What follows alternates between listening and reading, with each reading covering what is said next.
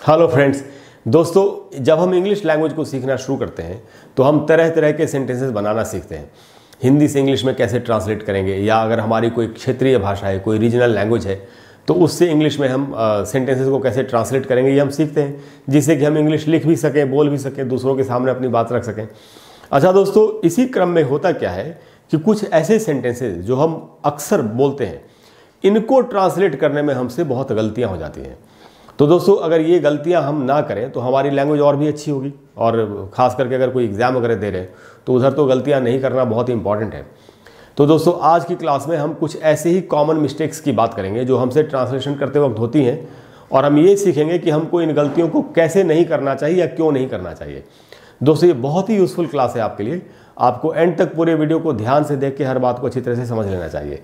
तो दोस्तों, आज जो हम टॉपिक कवर करेंगे वो है कॉमन ट्रांसलेशन मिस्टेक्स, और आज हम कर रहे हैं पार्ट 2। अच्छा दोस्तों, पार्ट 2 कर रहे हैं हम, इसका मतलब ये है कि हम इसका पार्ट 1 कर चुके हैं। तो अगर आपको पार्ट 1 भी देखना हो और वो कॉमन मिस्टेक्स जो हम ट्रांसलेशन करते वक्त करते हैं, अगर वो भी आपको सीखनी हो, तो मेरे चैनल पर एक प्ले लिस्ट है जिसका नाम है लर्न इंग्लिश ग्रामर सीखें। उस प्ले लिस्ट में जाके आपको कॉमन ट्रांसलेशन मिस्टेक्स पार्ट 1 वाला वीडियो निकालना चाहिए और वो सारी चीज़ें सीख लेनी चाहिए। उससे आपको काफ़ी मदद मिलेगी अच्छी इंग्लिश लिखने में और बोलने में। तो दोस्तों, एक एक करके सारे सेंटेंसेस को देखते हैं कि इनमें क्या हमसे गलती होती है और क्यों हमको वो गलतियां नहीं करनी चाहिए, कैसे नहीं करनी चाहिए। दोस्तों, पहला सेंटेंस है मैं इंग्लिश सीख रहा हूँ। और ये बड़ा आसान सेंटेंस है, मैं इंग्लिश सीख रहा हूँ।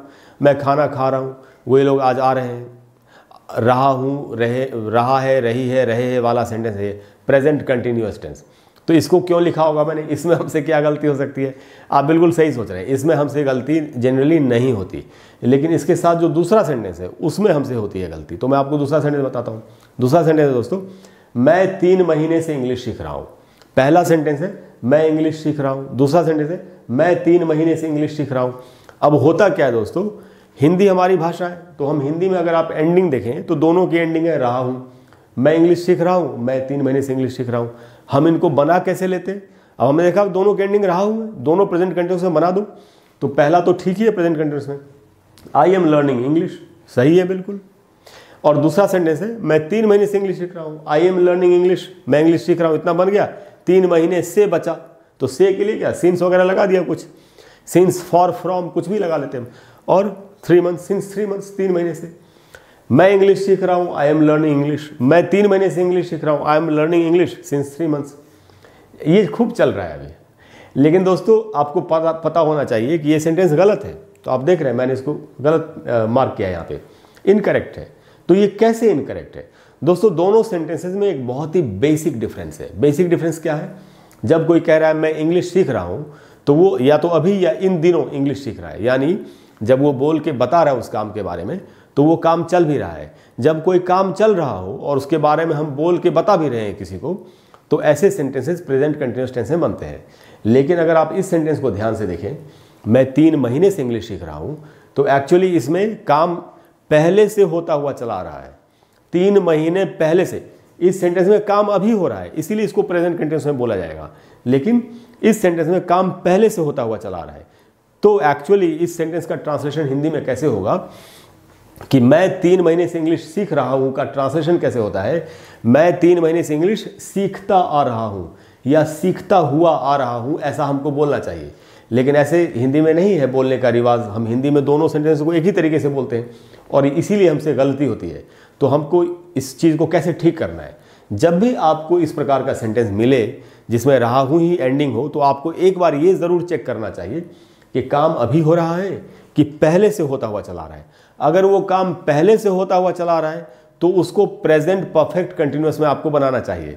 जैसे यहाँ पर मैं आपको थोड़ा सा अगर एक्सप्लेन करूँ, तो अभी हम प्रेजेंट में हैं और हम पास्ट से काम होता हुआ आ रहा है ऐसा बता रहे हैं, यानी पास्ट में एक पॉइंट से अभी तक जब हम बोल के बता रहे हैं तभी तक वो काम होता हुआ आ रहा है और अभी भी चल भी रहा है। तो ऐसे सेंटेंसेस को हमको प्रेजेंट परफेक्ट कंटिन्यूअस में बनाना चाहिए। और इसका सही ट्रांसलेशन क्या होगा दोस्तों? ये लिखा है मैंने यहाँ पर सही translation, I have been learning English, मैं इंग्लिश सीखता हुआ आ रहा हूँ, ऐसे ट्रांसलेशन बना। I have been learning English for 3 months, 3 महीने से। अच्छा दोस्तों, ये सिंस और फॉर क्या है? सिंस लगता है दोस्तों स्टार्टिंग पॉइंट के लिए, फॉर लगता है पीरियड के लिए। मैं एक बहुत ही साधारण तरीके से आपको एक्सप्लेन कर देता हूँ। जैसे मान लेते हैं अभी 5 बजे हैं और 2 बजे से आप किसी काम को कर रहे हैं पिछले 3 घंटे से। इस बात को बताने के 2 तरीके हैं। या तो आप कह सकते हैं मैं 2 बजे से इस काम को कर रहा हूँ, यानी 2 बजे यानी स्टार्टिंग पॉइंट। तो ऐसे बोलना हो तो आपको बोलना चाहिए since 2 o'clock, I have been doing it since 2 o'clock। अगर आप पूरा पीरियड 2 से लेके 5 तक 3 घंटे हुए, अगर ऐसे बताने आपको मैं 3 घंटे से इस काम को करता हुआ आ रहा हूँ, तो आपको फॉर लगा देना चाहिए, I have been doing it for 3 hours। तो स्टार्टिंग पॉइंट के लिए सिंस लगता है, पूरा पीरियड पूरी अवधि जोड़ के बताओ उसके लिए फॉर लगता है। अगर आपको सिंस और फॉर के बारे में डिटेल्ड जानकारी चाहिए तो इसका भी मेरा वीडियो है लर्न इंग्लिश ग्रामर, जो मैं आपको प्लेलिस्ट बता रहा था, उसी प्लेलिस्ट में सिंस एंड फॉर के ऊपर मेरा वीडियो, आप चाहे तो वो देख सकते हैं। उसमें एकदम क्लैरिटी हो जाएगी आपको कि सिंस एंड फॉर को कहाँ का इस्तेमाल करना होता है। वैसे मैंने आपको बता ही दिया। तो दोस्तों आप समझ गए सेंटेंस कैसे बनेगा।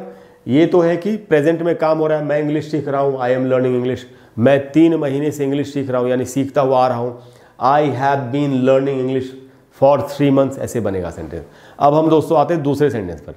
दूसरा सेंटेंस है दोस्तों, अब इसको थोड़ा ध्यान से समझना है क्योंकि इसमें 2 क्लॉज है। जब हम वहाँ पहुँचे तो बारिश हो रही थी, ऐसा कोई बता रहा है।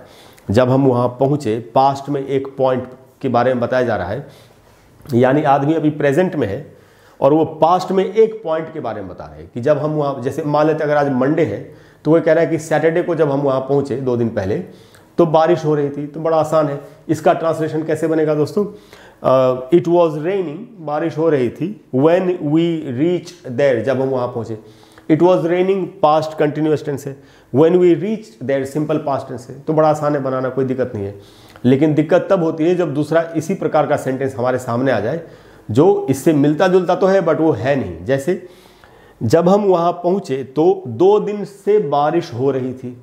अब दोस्तों इसमें क्या है, अगर आप ध्यान से देखेंगे तो पहला सेंटेंस है जब हम वहाँ पहुँचे तो बारिश हो रही थी, पास्ट में एक पॉइंट के बारे में बताया गया। लेकिन दूसरे सेंटेंस में जब हम वहाँ पहुँचे तो 2 दिन से, यहाँ 2 पॉइंट्स के बारे में बताया। कैसे, यहाँ प्रेजेंट में कोई बता रहा है कि जब हम वहाँ पहुँचे इस पॉइंट पर तो उसके भी 2 दिन पहले से, आप देखें मैंने 2 पॉइंट्स बनाए, यहाँ पास्ट में 2 पॉइंट्स के बारे में बात हो रही है। तो एक पॉइंट से दूसरे पॉइंट तक काम चलता हुआ आ रहा था, ऐसा बताया जा रहा है। ऐसे सेंटेंसेस हमेशा पास्ट परफेक्ट कंटिन्यूअस टेंस से बनते हैं। तो आपको क्या देखना है, और अच्छा ये हिंदी में कैसे बनना चाहिए ये सेंटेंस, जब हम वहाँ पहुँचे तो 2 दिन से बारिश होती आ रही थी, यानी होती हुई आ रही थी, ऐसे बनेगा ट्रांसलेशन। इसीलिए दोस्तों जब हम वहाँ पहुँचे तो बारिश हो रही थी, it was raining when we reached there. लेकिन जब हम वहाँ पहुँचे तो 2 दिन से बारिश होती आ रही थी, तो आपको उसको प्रेजेंट पास्ट परफेक्ट कंटिन्यूअस में बनाना है। और हम बनाएंगे इट हैड बीन रेनिंग।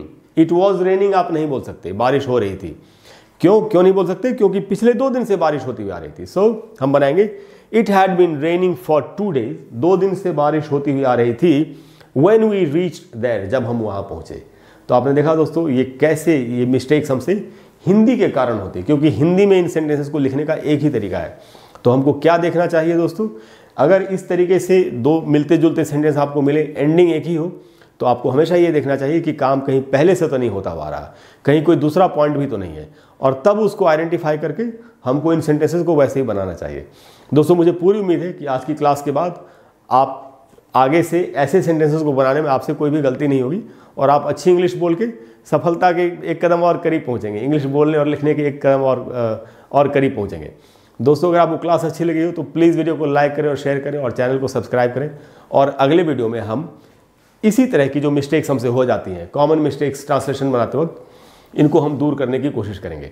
इसके अलावा दोस्तों अगर कोई भी आपका ऐसा सवाल है, कोई कन्फ्यूजन है इंग्लिश में के बारे में, ग्रामर के बारे में, प्रोनाउंसिएशन के बारे में, वोकैबुलरी के बारे में, और आप चाहते हैं कि मैं आपको एक वीडियो उस पर बना करके दे दूं, तो आप कमेंट बॉक्स में लिखिए। मैं जितनी जल्दी होगा आपको एक वीडियो बना करके देने की कोशिश करूँगा। Thank you very much. I will see you soon. Bye bye.